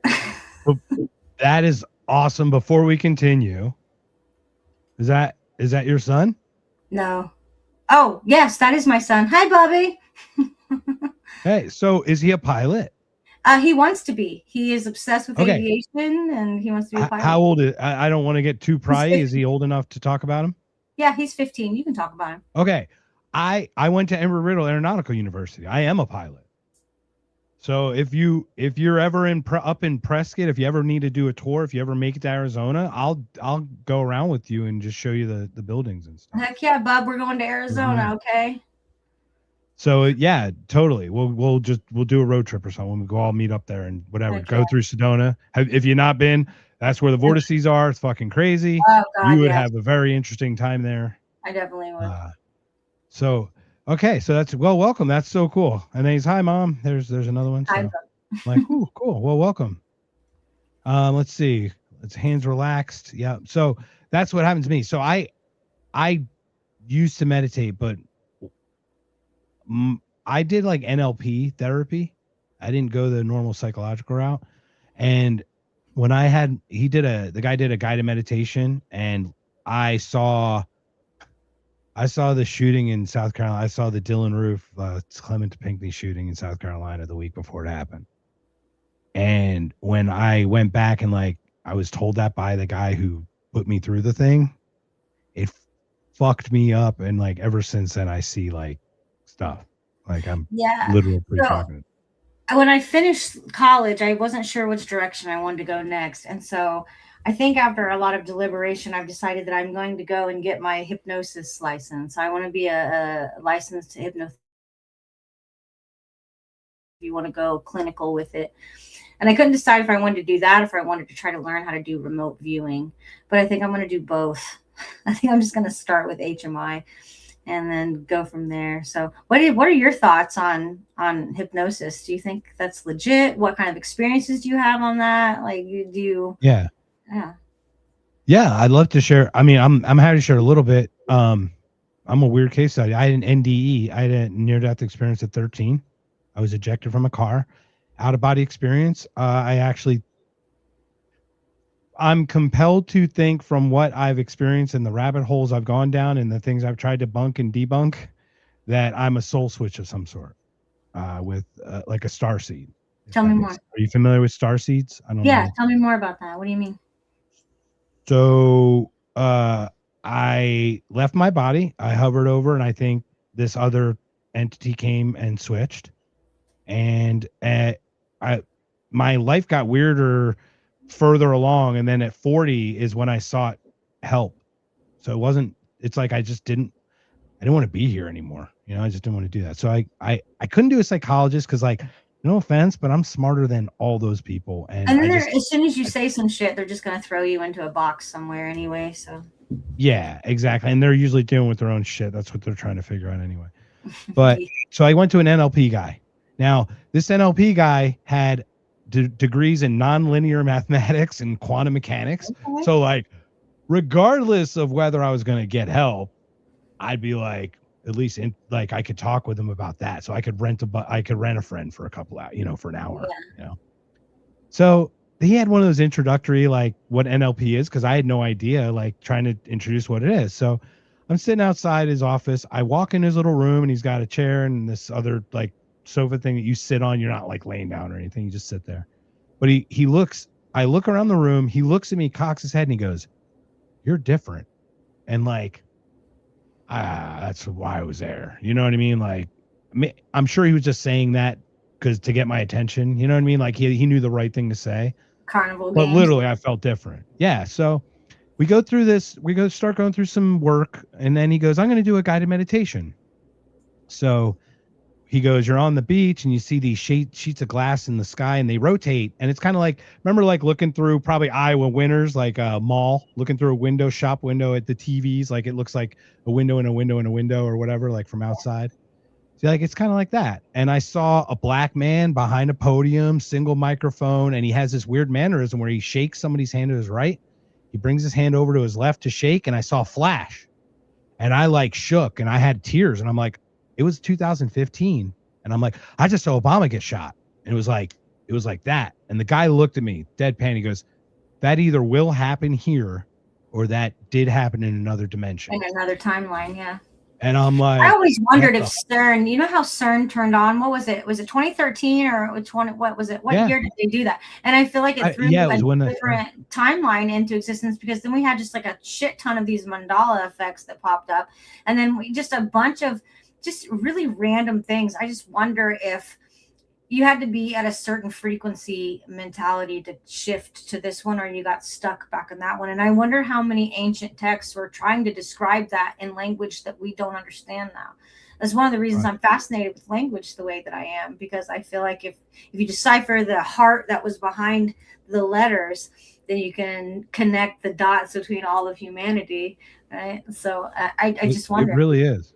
Yeah. Yeah. I mean, I've got a whole thing that happened. So it was literally my session was on Thursday. The shooting happened the next Wednesday. And I come into the dude's office and he's like, he sits me down. He's like, hey, did you know what happened? Like, what was going on here? So I'm like, yeah, there was some weird shooting or whatever. He goes, that's the guy you saw. And it's really weird because I was like, I didn't even understand this. Like, I'd never done a guided meditation. I'm 40 fucking years old. I had no idea any of this shit is. I go online on YouTube and I look up this guy, and there's this speech that he has where he has this mannerism, and like, truth when the hairs on your arm stand up. I watch it and the hairs on my arm stand up. It's like deja vu all over again. Right. That is what I saw. I saw that exactly. That's how I feel about my dreams when you're asking about these precognition dreams. I don't know how to explain it. And it's like, it's not necessarily that the dream itself is the chain of events that's happening. It's just somehow like my subconscious takes all of those colors on the palette, and then later when it's time for me to look at it, it comes up in this perfect painting. I don't know how to explain it, but when it happens, I'm just sort of, I get really quiet because it feels like I'm just watching a movie take place. Like, and my energy is just there to observe. Does that make any sense? It does. So let me ask you that, because it kind of plays into some of the theories I have about simulation theory, or I don't think we're on base reality. I think we're in reality something point, whatever, 2, 3, whatever number it is. I'll explain. I don't want to bog anybody else down too much, because we talked. Thank you so much. We're an hour and a half in. It's having a great time. I don't want to make it an 8-hour podcast, even though we probably could do it. We could do a Scott Horton 10-hour podcast with Lex Friedman. But basically, do you ever sense when you're in the zone that the thoughts are not yours? They're actually like inputs in, not thoughts out? People ask me, when do you sleep? You do a lot of work at 3-4 o'clock in the morning at the witching hour and all these weird things. And I'll spend my whole day just doing things physically or doing stuff around my house or whatever. And then there just comes a certain time of the night where I feel compelled to sit down and start doing my work, and then I'll do my work and it'll be me, or I'll be doing my thing, and then there'll just become a point where it's like, I'm so fucking exhausted, I don't even want to be here, but I can't quit. And as I'm doing it, I come up with my best shit. And I guess that would be the best way to explain it, because it's not like I was thinking of it before. It's not like I planned it somehow, or like I had set up some scaffolding to get me there. It's just this thing that happens, and then I create that, and then I go to bed and drop at like 6 a.m. Right? And it happens an awful lot to me. And I just I think that's a really good way of putting it, is that it doesn't really feel like it's me, but it still feels like it's me. Like, I know I'm doing it, but I don't know where I can't connect the idea that I came up with any life experience or input from anything else. So this is what I'd argue. It's kind of similar to the law of attraction. We always talk about this law of attraction, these laws of ideas, or how we get inspiration. It's my opinion that you align yourself with the current of the energy or the flow. It's not like you think that you get people to attracted to you. No. You go and get aligned with the current that everyone else is on, and that's where the draw becomes. And when you do that, there's like so many interesting things that can happen. So if I have enough time and enough leave me alone and enough of the right, I guess, music or wind in my hair, just whatever the fucking case may be, where I get in that zone and I have enough of that where it sort of fills up that gas tank. Yeah, my son is the love of my life. What an amazing young man. This young man. Can you read that, Tiffany? Come on, read Mom, this young man. do you have a drink and do you want me to make one for you and bring it to you? Just want to make sure my mom performs as well as she can. Love you. Yeah, that's awesome. Oh, That's awesome. if he doesn't marry the best woman ever, I swear. But I was just saying when I get I'm sure into you'll that. make sure of that. Yeah, no one's good enough. Be careful with that. I know you are, but just be careful with that. Yeah. Look, well, I'm my mom's boy. I flew home too. Like I'm my mom's. He's not allowed to move out of the house, so it's not worried about it. You know what I mean? He's gonna live here forever. So it's all good. So anyway, so as I went down rabbit holes. I started doing meditations, but then I started seeing like dark shit. Like I was at a concert. I was at an Andrew McMahon and the Wilderness. Sicilian, the satellite guy. I don't know if you ever heard that song. Okay. Anyway, so I was watching that, and like I literally zoned out, and I looked down, and I have a gun in my hand. Oh. And I put the gun upside down in my mouth. And I swear, I feel the barrel scrape between the top two teeth, in between my teeth. I felt it, and I heard a voice go, "Do it before you change your mind." Like fucking just because once again I was like zoned out in this concert, right? Like music puts you in a, music does that. It puts you in something, or it puts you in a just space. And it wasn't until I hit my head. I guarantee it was like it was a multiple headshots that I ended up knocking something loose, Tiger. But like I get weird shit like that, right? So I go to this empath. I'm sure you're familiar with empath and all that type stuff. You're probably rate high on the empath in an empath way. So there's different types and all that. So I go to this guy, and he's a medical medium too.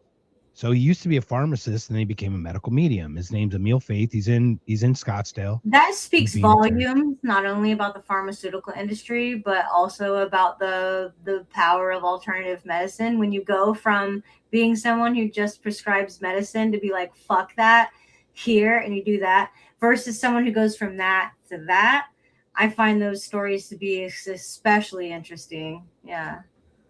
All right, now your son's getting a little antsy. Is that a yes or no, Mom? No, bub. I'm fine, sweet pea. I love you. I'm good, honey. Oh, that's so beautiful. No, I just wanted to check. I'm just messing around. That's beautiful. He's the best.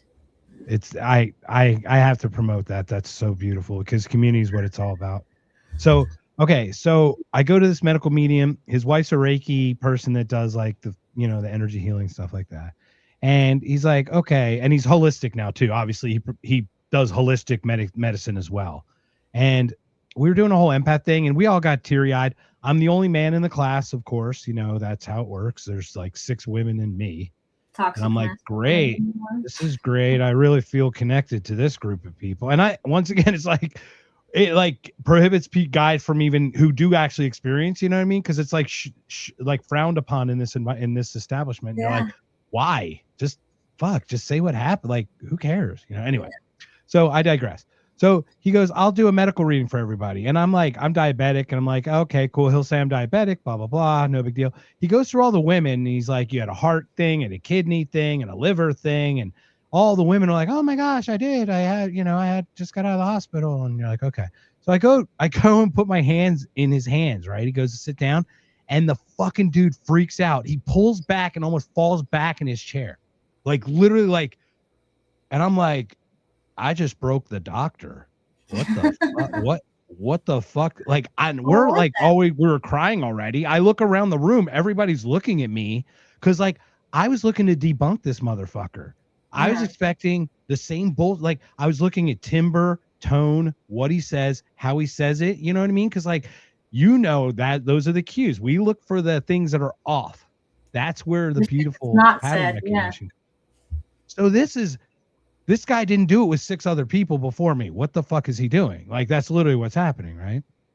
So then he stops. He goes, you have a lot of energy. I'm like, okay.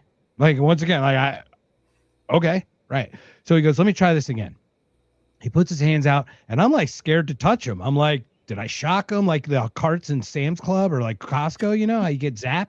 I'm like, So I put my hand in and he goes, okay. And he exhales and he goes, he goes, you're homesick and your family misses you and you miss them. And I'm like, yeah, my family's in Philadelphia, 2,500 miles away. You know what I mean? Like, sure. Okay, got it. He looks up at me deadpan. He goes, no, you're not from here. You're from Sirius and you miss them. He grabs my hands and he kind of shakes them like that. And he goes, it's okay, man. I am too. And I'm like, what the fuck? Like, what the fuck do you make of that? Like, crazy town, right? No fucking clue what's going on. So and then honestly, I start meditating. I literally go, I see, I get purple waves when I meditate, and then I get visions. So it's like pulsating. I think it's kind of with my heartbeat or something. It's like, I get this, it's like pulsating purple ring that goes into a circle and it goes like that and it fades away. Usually it's purple. Sometimes you get, the green healing and the gold, rare, but most of mine's purple. So I get this purple and then I'll see visions. So I get this purple, the purple circle turned into a yellow eye, like the side of a Baltimore Raven helmet, the Baltimore Ravens. And then I did the Star Wars Hyperloop, Hyper Transwarp. And then I was in front of this blue glowing thing. And in my ear whispered home. And this was during a Roy G. Biv meditation. So the chakra where you're going through. Yeah. They're all my guided meditations. I don't do the guided meditation part. I go fucking places that are like, what the fuck happened? So we're doing the Roy G. Biv, but I'm literally going. I go to this place, like this blue glowing orb, and I hear home in my head. They come out of the meditation. I come back so fast. I start hyperventilating because I didn't like center myself, I guess, or whatever. I'm on the ground, just breathing because obviously you're just disoriented or whatever.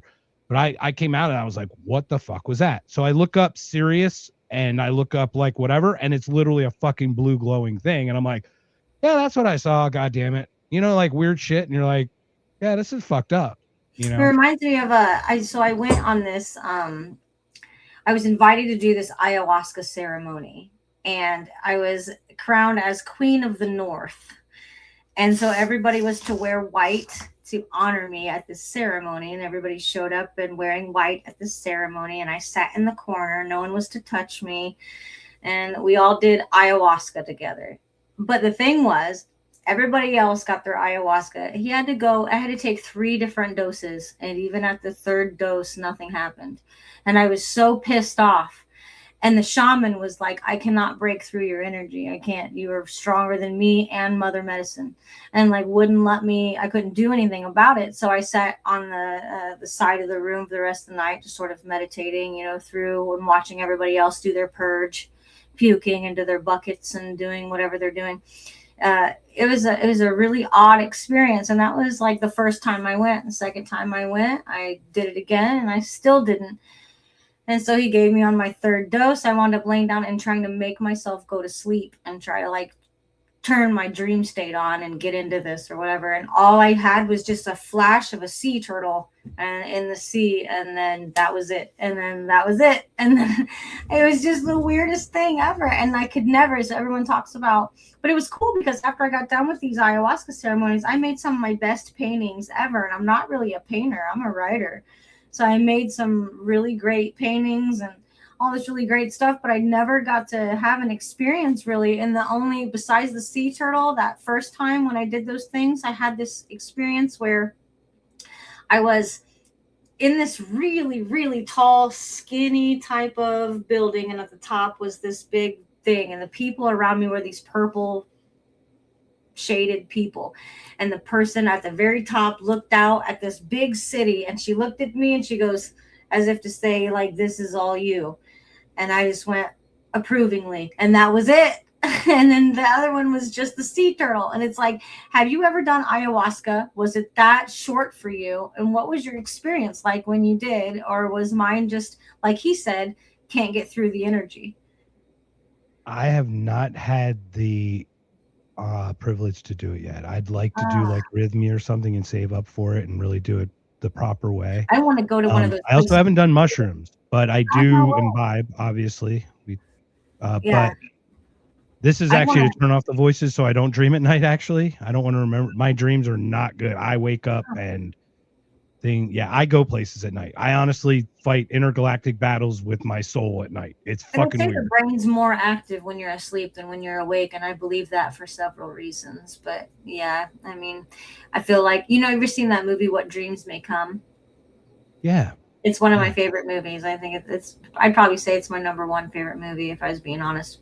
And the part where Cuba Gooding Jr., he's like, this is the dream, reality, you know, reality's the dream, this is reality, you know, and he flips it on him, right? And then pulls that eye-shaped thing out of the window and pushes it out or whatever. Makes me feel like what we're feeling right now in this conversation and all this, what we think is reality, is us when we're dreaming. That's the reality, and then this is us practicing whatever it is that we need to do throughout our dreams into our reality. So that sort of flips things on its head about like, how do you live your life from a day-to-day basis? If you believe that, you probably live your life a little bit differently than someone who doesn't necessarily think that and thinks that they just go to sleep to rest because they have to get up to work in the morning. Right.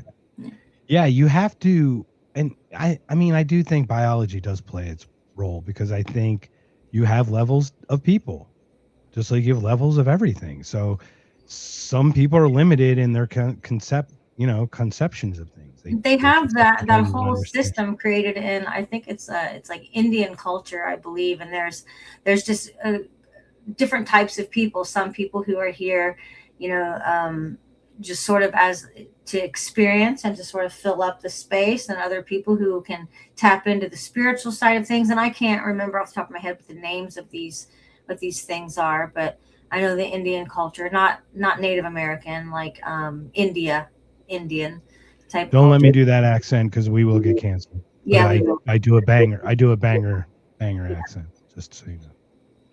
We have a question. Do you feel you can think thoughts? We do. Hold on. Before, but not yet. No. Time out. Whose show is this? This is mine. Because I want to do this. Read that one first. Because first of all, dude, this kid is awesome. Anyone who has a son like this should be proud AF. Please, Tiffany, read that one. Just for everyone here, this is my mom. Not to brag or anything. There it is. He thinks I'm I'm the best thing since sliced bread, and I'll take it. I don't care if the rest of the world thinks I'm shit. Listen, he hangs out with me 24/7. So if the person hanging out with me 24/7 still winds up thinking I'm the shit, and the people who only see me on Facebook who think I'm a bitch can suck my whole dick. Okay, and I'm done. Yeah. That's a mic drop moment. So, and I not to get too personal once again, but you have one son. How many children total? I have my oldest son who's 22, and then I have my 15-year-old son, and then my 10-year-old daughter. Awesome. Oh wow. Okay, that's great. There it is. So, and are you close with your daughter too? Yeah, I mean, all my kids and I are close. Yeah, I can imagine that. They're the shit. So, I figured, you know, since the rest of the world kind of sucks, I just make my own people. Yeah, I went the other way. I went. I either would raise my kids just like my parents or 180 degrees opposite, because I would broken motherfucker. So it would be one or the other, and neither of those would be ideal, to be honest. Yeah. So I just I took care of myself at 34. I went. Yeah, well, that works for everybody. Everybody's got their contribution to society, and sometimes that contribution is no contribution at all. Now that said, I will sit down in a sandbox and start making a sandcastle with any kid at any time, because I'm a fucking 3-year-old. I don't really care. I'm like this many, and you can pull my finger or whatever. I could do that. Like, so it's a weird thing, because like I am like a child. Like in that way, I see children are absolute beauty. I just didn't want to fuck them up. So you're a good uncle, but you don't want to be in charge of teaching them right from wrong. Yeah, I'm afraid I'm afraid I would have done some real damage. I'm really afraid of that. And like, yeah, that's my own problems. And that was before I really got help, like the real help that I thought I needed, you know, to start addressing some stuff. Oh, we've got the champion of dog exteens. Judy, it's not your show, babe. So, look, you've been here hour 45 minutes. It's been an honor. This has been so much fun. Once again, like time warp, right? Seriously, did it feel like a couple hours yet? No, like, I feel like I could talk for another hour. And seriously, we totally can. We'll have to schedule more time, but let's roll to the top of the hour, and then we'll say our goodbyes and everything. But thank you again. Before we call everything, share some of the ways we can get a hold of you, some of the great work that you're currently doing, some of the things you're writing for, people you're writing for. I might be able to get you connected with some people you might want to interview. That might, I don't know if you're doing that for, publications and whatnot. So share some of that. I've got so many irons on the fire. So I write memoirs for people, especially people who have dealt with trauma. So I do interviews with them, and then I ghostwrite their stuff for them, and we create books and whatever thing they're trying to do. That's sort of my passion project. Professionally, I write for a bunch of law firms, write a bunch of their copy, because that's the engineering part of me that can do everything piece by piece. And then I'm the co-founder of, I don't know what you call it, because it's 3 businesses under one. And so I do all of their social media and all of their copy and all of their stuff. So everything you see that is them, that's me.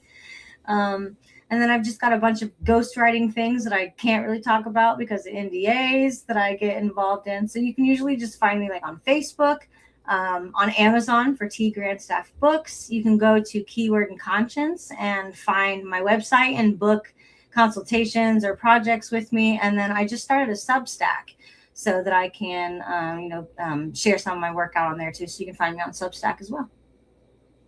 That is awesome. Cool. Well, do we have any topic? I did want to play this. Let me pull this up. I just came across this on the X. I know you're not on the X. You're on the Boomer Social Network. I'm on that too. Yes. Let me pull this up. Let me just pull this up. Should we take questions from people who are watching too before we leave? We should. Yeah. Hey guys, bring in your questions. Bring in the questions. I got to share this though. This guy, are you ready for this? Yeah, bring it. All right. Giving unfair advantage to authoritarian governments against countries. First Amendment type of... That's already happening? That's already happening. You're seeing the polarization in countries that allow for the First Amendment and protect it, which is great. And I know it's difficult to hear, but it's time to limit the First Amendment in order to protect it. And quickly before it's too late. What do you mean? I mean that we need to control the platforms, all the social platforms. We need to stack rank the authenticity of every person that expresses themselves online, and take control over what they are saying based on that ranking. The government should control the social media. Yeah, should do that. Okay. I don't know where to begin with that. The government should be in control of limiting the First Amendment. First of all, was he he from Israel? It sounded like, okay, but yeah, no kidding. What do you think he has a sound of? Second of all, our entire government is built off the fact that we don't do that. And so, like, what the hell are you talking about? It's not like he was from New York. He wasn't like one of the New Yorkers. He was like one of the Middle Eastern ones. Anyway. Yeah. Anyway, go ahead, please. Insane. No, go ahead. Is he really trying to push that as like something we should seriously consider? Yeah.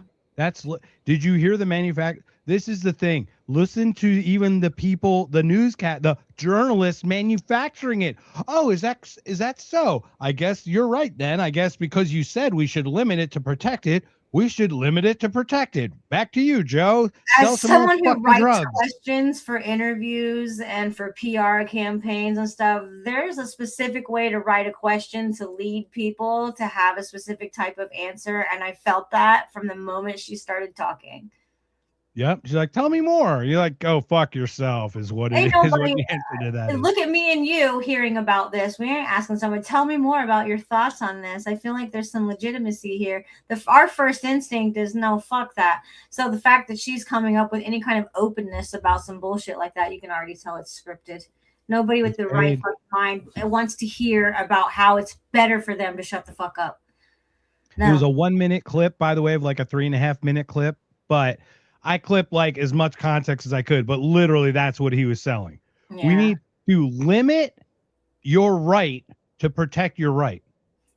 Well, I mean, that's how it all goes, right? I mean, in order Right. to make you feel safe, you know, you were going to go ahead. Trading, though. I mean, it's like that doesn't protect on my nerves, even as a kid before like 9/11. Like, why are they making me wear my seatbelt if this is my life? Like, I should be able to take the risk I want to take. They're not protecting me for anything. Why do they care about me that much? They don't even know my fucking name. Oh, they want that $25 from me and all 4,000 people in this. Like, you know, like. Well, I can imagine your dad being motorcycle guy, right? Helmet laws and all that other bullshit that they try to impose, right? Yeah, some bullshit. Oh, well, so there's that's an interesting one. The like click it ticket stuff too, right? It's like, yeah, you're literally just trying to fucking cash in on this, man. You don't really care about my safety whatsoever. It's silly. So before we go, a couple more minutes. Do you have any topic, anything you wanted to chew the fat on? I mean, I guess your son wants to know what it's like being so awesome behind the scenes. Is it stressful or stressful leaving? It's definitely being his mother. Oh, being his mother. Hey, look at that. That's so cool. Do you guys have a specific hobby or hobbies you do together? Like something it's like yours? Me and my kids? Yeah. Yeah. So my daughter and I, we make bracelets together, and she's really into geography in all the countries, and she's memorized all the flags of all the countries. And so we make bracelets with the flag colors and the country name and symbols that go with that country. And we'll make these stacks of bracelets together. So that's our thing. My son's really into get on Somaliland, because it'll be taking over Somalia as they bomb the fuck out of it again. So just so you know. There's no propaganda there, by the way, in the Minnesota fraud thing. It happens to be Somali. Right. As we had the record number of airstrikes. Right. The record number of airstrikes that we didn't talk about all year. Okay, sure. Whatever. Anyway, okay. So you're what about your 22-year-old? And then we'll get to you'll get to your 15-year-old at the end, because obviously you guys seem to have a really cool connection. Yeah, my oldest son. I mean, he's a comedian. He's very funny. He's just sort of dark humor, I bet, because he's probably smart. Yeah, definitely dark humor. Very smart. He got that part from me. He's got the I don't fuck the world and the system side from me. He's definitely a punk rock type of kid. I think he's the coolest. So yeah, they've all got different sides of me. My oldest has that side of me. My 15-year-old has my big, tender, loving heart, and then my youngest daughter, she has like my I don't know, like my more cold-hearted, I guess, side, but like in a cute way. Like my daughter is maybe. She's the baby, so she will. Yeah, she keeps all of us in line. Let's just say that. Very cool. Yeah. Cool. Glenda was asking about your first poetry. Where was it that you wrote your first poetry at? In middle school, actually. I won an award, and my poem was purchased by someone in town. It was a poem called Glory, and it was about what glory actually meant, whether or not it was fuel for the ego or whether it was something that was serving something outside of yourself. And it's not true glory unless it's something that's external. And I wrote it in 7th grade, and somebody bought it from me. And so then I was like, maybe I should be a writer. And so I started. So that was the one. So that like kicked it all off. That's so cool. All right. Well, before we call it, anything else we have before we call it a night? Can you talk about your new project? Oh, so I just wrote this. New project. There we go. I just wrote a book called Gentle Witness. So I'm a certified trauma-informed storyteller. The last couple of years, I got my certification in that so that I could. I'm a victim of really severe domestic violence, and so I decided that I was going to leverage that and sort of create I was going to build an empire on the fucking ashes of that, right? I'm sorry to hear that, by the way. Thanks. It's for the best, really. And so I've become an advocate. My stuff is in libraries. I've won awards for the work that I've done with women at DV shelters and things. It's things I don't really talk about openly because it's just sort of something between me and myself. So I wrote this book based on what I know as a certified trauma-informed storyteller. So it's a memoir of some of the things that I've been through, dotted with some exercises on how to excavate that stuff out of you or other people. And at the end, you should have a nice little packet that tells your story, and you can create a book with it or whatever it is that you want to do with it. Very cool. Yeah. Well, everyone, this has been Tiffany Grandstaff. This has been fun, Tiffany. Let's do this some more. Let's do this again. You want to do it tomorrow? I'll get in touch with some people. We'll talk some more offline and stuff, and we'll connect. I'm gonna hit end stream, but the last way, could you once again share your Substack and your Amazon link?